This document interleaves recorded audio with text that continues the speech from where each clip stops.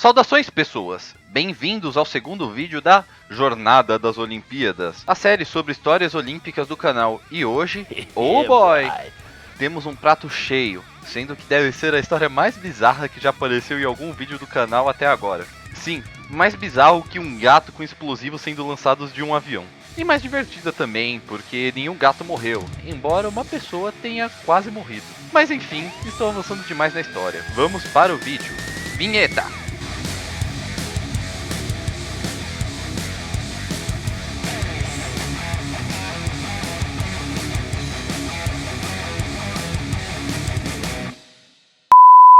Hoje vamos falar das Olimpíadas de 1904 em St. Louis, Estados Unidos, sendo que a história bizarra dessas Olimpíadas começa desde sua origem.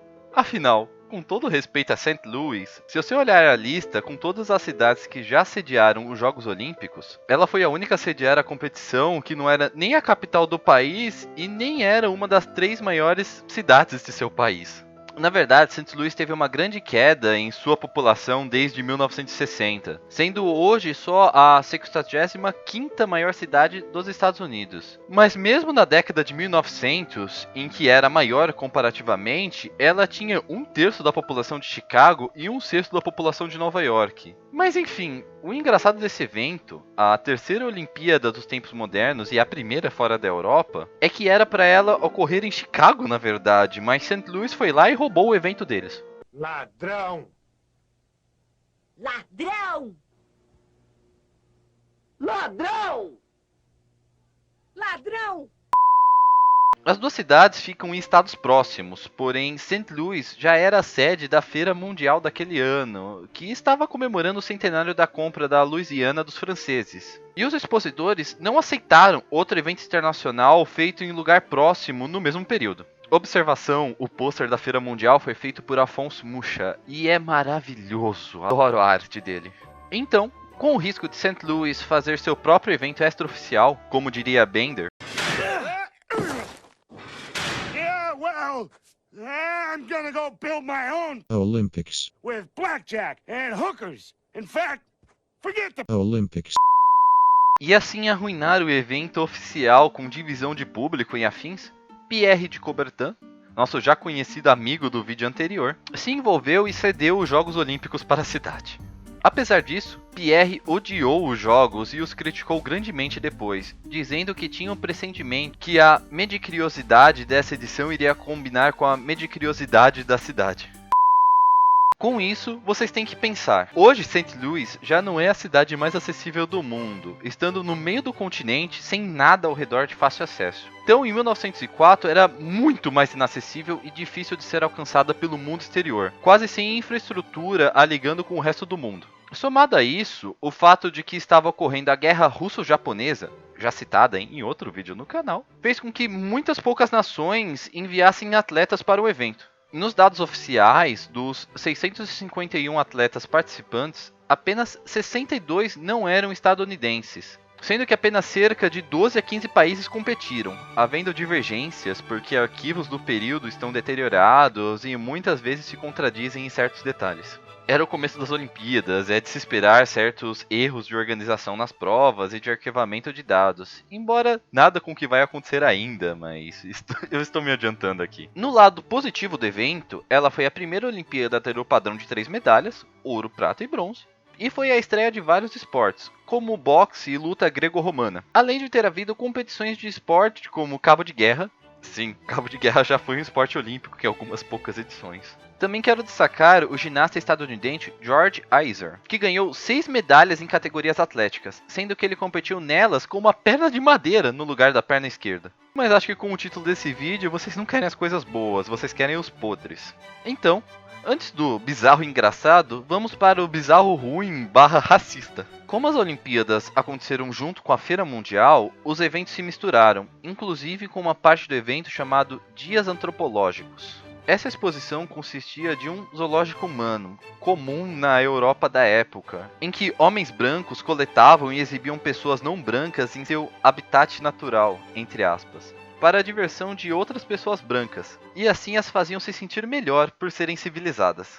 Isso bate muito em temas de eugenia, raça superior, fardo do homem branco e todo esse lixo pseudocientífico que era famoso na época e que acabou levando a teorias racistas, presentes em governos fascistas e pseudofascistas da primeira metade do século XX, e em alguns lugares até hoje também. Então, membros de tribos norte e sul-americanas, da Oceania, Ásia, África e Oriente Médio eram colocados em exposição para mostrar como viviam, além de competir em esportes próprios, como escalar totens. Porém, em alguns casos, eles até competiram em eventos olímpicos oficiais, ao que parece. Mas vamos deixar o bizarro ruim e vamos ao bizarro engraçado. Ou pelo menos bizarro que não te deprime com falta de fé na humanidade. A prova da maratona é provavelmente o principal evento das Olimpíadas, honrando uma tradição que remonta da Grécia Antiga, com a conhecida história do corredor que morreu após tanto correr. Porém, em St. Louis, 1904, ocorreu a pior maratona da história, tão ruim que muitos quiseram banir ela para sempre do evento após essa edição. É sério, nenhum sitcom conseguiria fazer essa sucessão de erros e coisas bizarras, porque ninguém acreditaria que seria realista. Bom, mas vamos começar com os competidores. Dos 32 participantes na prova, havia pelo menos 4 maratonistas experientes dos Estados Unidos, com destaque para Thomas Hicks, cujo nome vai voltar em breve, além do amador estadunidense Fred Lors, que treinava à noite corrida e de dia trabalhava fazendo tijolos, sendo que ele conseguiu um lugar na prova em última hora sobre condições questionáveis. Mas os outros participantes são mais interessantes nesse momento do que esses dois. Temos 10 corredores gregos que nunca tinham participado em uma maratona na vida e não sei o que estavam fazendo ali. Imagino que tenham entrado através de mensagens superliminais. Superliminal? I'll show you. Hey, you! Join the Marathon. Yeah, all right. I'm in.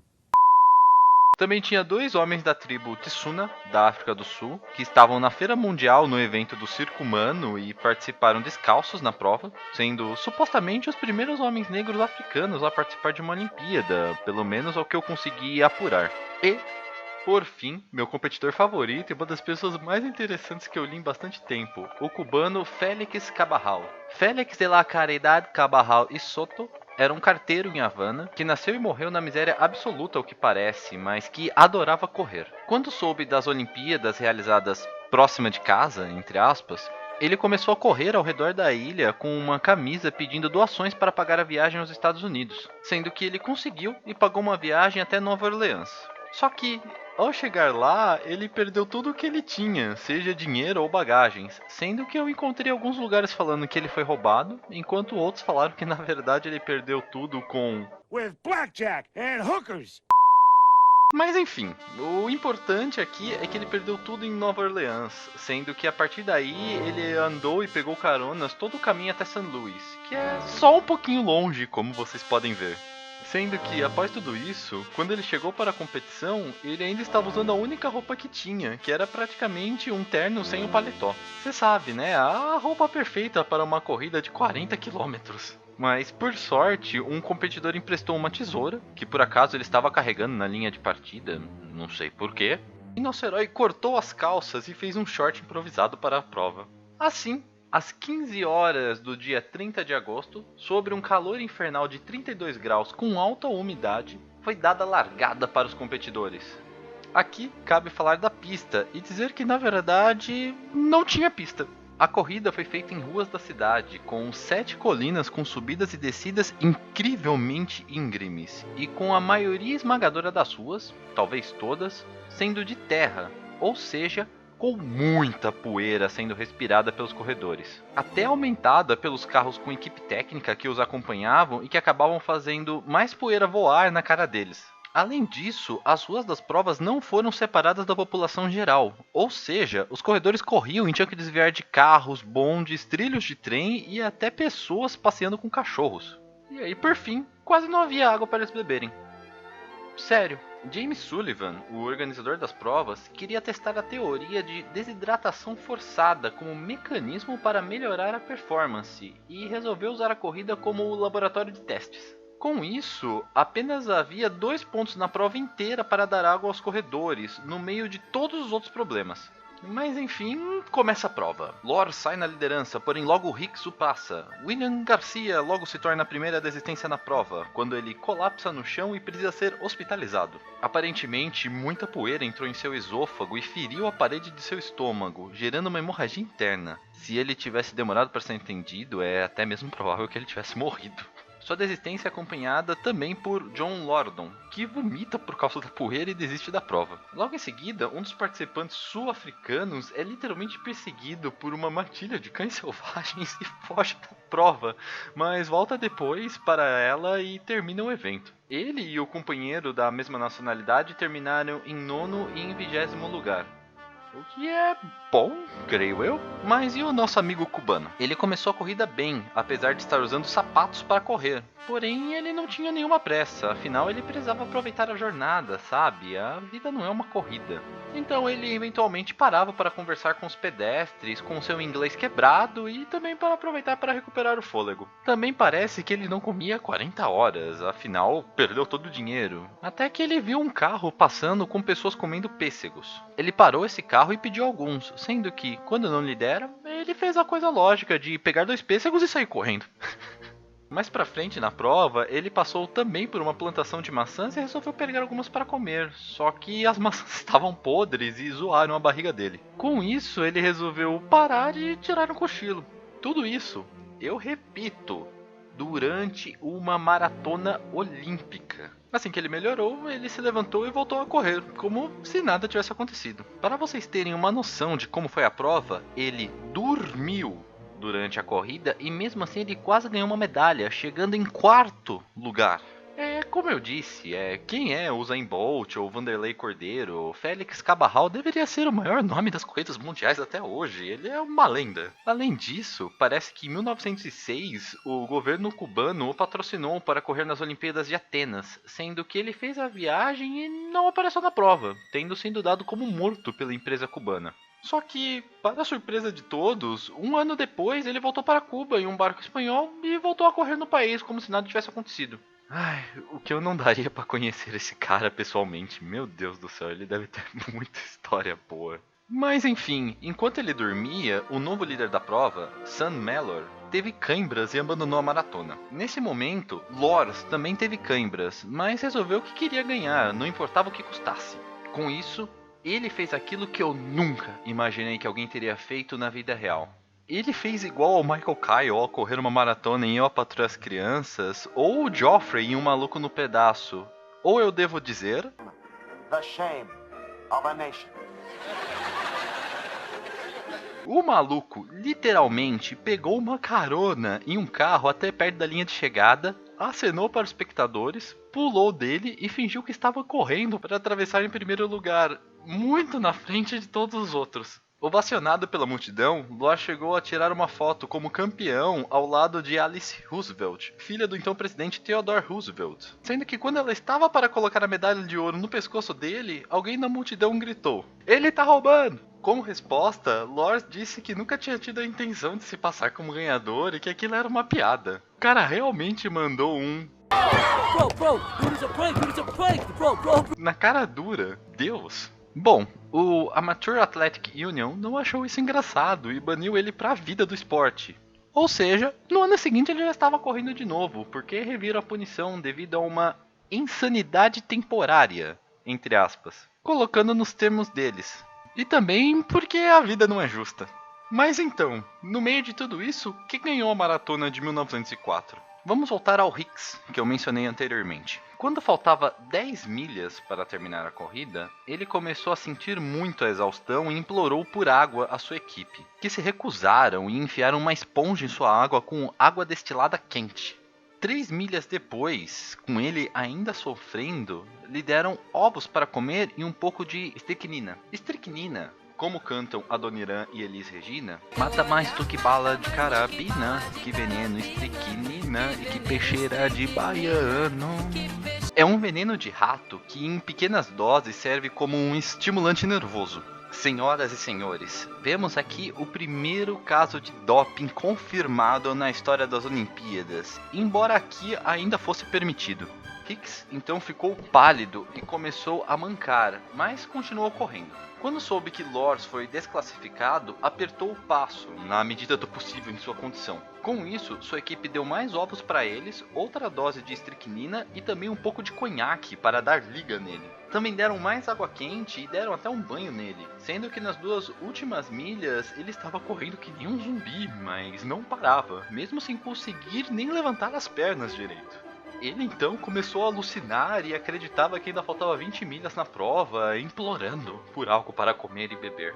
Deram mais ovos para ele então e mais conhaque, além de lhe oferecerem chá, o que ele recusou. Por fim, já dentro do estádio, ele desabou, com os treinadores dele carregando-o até a linha de chegada e sendo por fim declarado ganhador. Ele fez o percurso em 3 horas e 28 minutos, sendo que, por exemplo, em 2016, a maratona olímpica foi feita em pouco mais de 2 horas, com praticamente a mesma distância, para efeitos de comparação. Foram necessários 4 médicos e 1 hora de atendimento até ele sentir bem o bastante para levantar do chão e receber a medalha, sendo que ele declarou que foi o pior percurso que ele correu na vida, tendo perdido 3,5 kg ao longo da prova. Dos 32 participantes, apenas 18 terminaram a prova, sendo que, depois disso, muitos queriam que a prova não fosse mais praticada por ser perigosa, com inclusive James Sullivan, o organizador genial dela, sendo contrário a ela, que só seria defensável por premissas históricas. Sim, realmente, o perigo dela não tem nada a ver com o fato de você não ter dado água aos corredores. Mas enfim, felizmente isso não aconteceu e ainda temos essa maravilhosa tradição olímpica para apreciarmos a dedicação humana a cada 4 anos. Mas enfim, pessoas, é com o fim desta saga que encerra o vídeo. Espero que tenham gostado e se preparem para os últimos vídeos das Olimpíadas que vem por aí. Não esqueçam de se inscrever se tiverem gostado para não perder os próximos vídeos e até a próxima. Adeus!